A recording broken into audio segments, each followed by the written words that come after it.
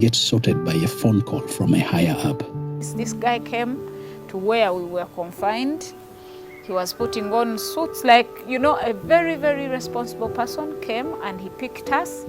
And, we went through Jomo Kenyatta Airport like ambassadors, She was soon to find out that greed knows no bounds.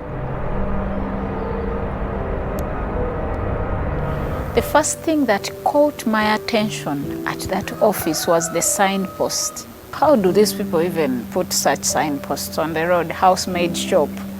So these people sell our people when they come here.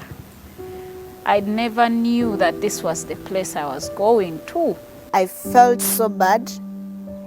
I didn't have anyone to explain to me what was going on. I went to Dubai myself, to the place which is called Human. Human is a place where you go and you find shops that are selling Ugandans. They put them in a shelter. They call it a shelter. There was a very big hall, very big, having so many girls from many countries. What is happening is unbelievable. It is like what used to happen in slave trade. So when these people come, they look at these girls and pick out the ones who look good. We were made to sit, by the windows. Like, I don't know if you have ever tried window shopping. That's how it was. It was window shopping because these people could look from down.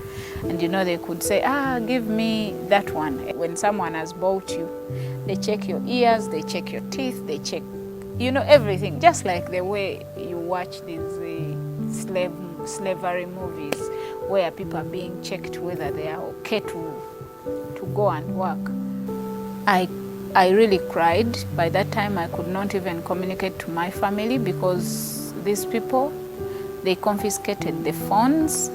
When I realized that this thing was all about modern-day slavery, I said, someone has to do something about it. Joan gets sold in slavery and labored for about a year till her health began to fail. I got sick, and this sickness got worse and worse each and every day. Started passing out for hours. They were telling me if you don't get treatment as soon as possible, you might lose your life. So I said, okay, before I lose my life, I should do something about this thing. I should let people know about the reality of what is happening in this externalization of labor. A WhatsApp group was formed by the girls to ease communication and avail help when necessary. When we made this decision, we started getting connections from our fellow Ugandans who are mostly taxi drivers. Those people helped us so much to save girls, by the way. We could, collect money within ourselves because most of the girls were not paid. It was some of us who had that, that privilege that we were at least given some money. And we paid for many tickets for people to come back home. There is need to work on our labor externalization policies because they are not favoring the workers. People are suffering. Girls are dying. Girls are suffering. Children are losing mothers each and every day. The impact is trauma, that they will never forget what they went through. When you look at how many girls that we have rescued and what they went through, you don't want to talk about it. Baba siri bulungi. Wadde ndi mukola. Ndi mukubona abona. Sirina mirembe. Ndabira hajati. Ndabira mama wange. Abanzikiriza kudda. Kubanga ndi mulwadde. Simanyi kyakola. Sindikira omuntu ananyamba. Omuntu akutegeera yoyo omuntu abadde mu kiyumba taliyo takutegeera. you can't understand me. Bane mutuyambe tuli Saudi Arabia n'akatundu tetukamanyi.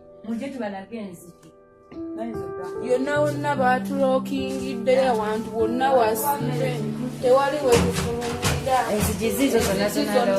You cannot relate unless you've been through that. Just imagine being trapped. There is no freedom. Many of the victims or survivors we support have deep trauma. You worked hard and you don't even get paid for what the services you're providing.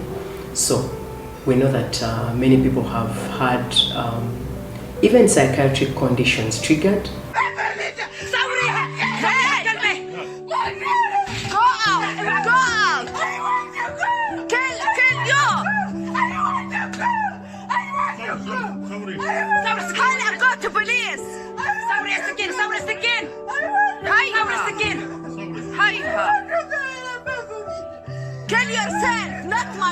There are medical complications, maybe they are broken limbs or they are sick backs or chests that are compromised because they were doing heavy work.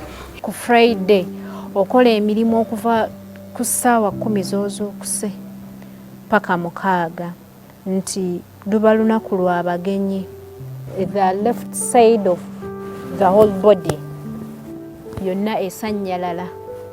Bw'esanyalala mbeera sina kye nsobola kukwata mu mukono, mba okugulu sobola kusitula, omugongo mba mpulira nga nina ebinfumita. Arabs, they take us as animals. Even if you're sick, you have to work. You don't have to sit. You don't have to rest. They gave us little time to rest. Me in Saudi Arabia, I was resting for 2 hours only. 2 hours. Mukulu w'omwami wa boss wange omukyala nanfuukira akayinja mu ngatto. Kwegamba n'ayagala okulya ebitakola ki ebitali bibye. Even if you are at the verge of death and what is saving you is Middle East, that thing of housemaids and what.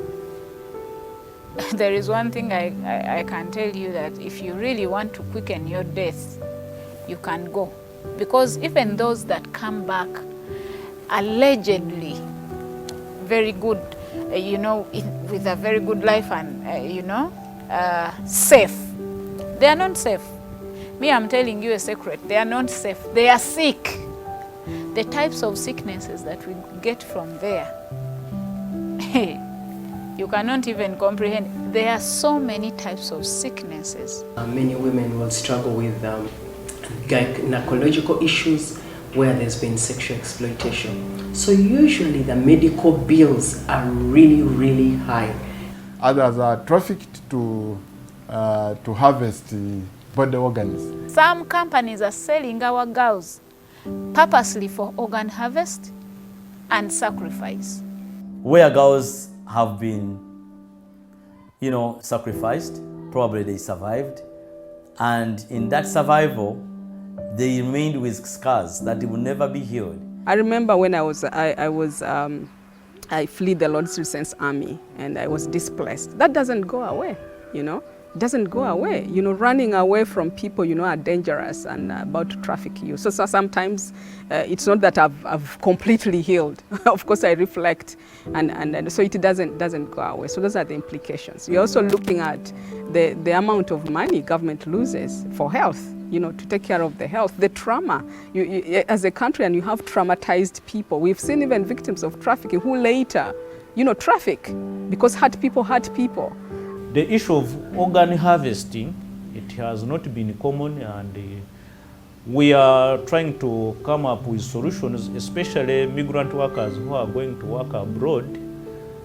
They should undergo comprehensive medical checkups so that by the time you are going, the government is sure that you have all your organs. The best way for organ trafficking, in my opinion as an expert, and with the experience I have, it would be through human trafficking. They convince the person They take that person outside the country, and when they reach there, they take their organs. In order for you to do organ trafficking, you need to be very sophisticated. You need to have matched these individuals. You need to have time, because I told you ischemic time is very limited. The organ would actually fail with time. It doesn't stay for very long, even when you put it on ice. So the technology would be that maybe you've had a person who is a willing recipient and someone here who's deceived as a donor. Then you'll probably have to have a cold chain to transport these organs, and maybe a personal jet, so that you, again, the moment you harvest these organs, you very quickly transport them and you've matched them. So most of this organ trafficking is likely to occur by taking individuals out at the present time.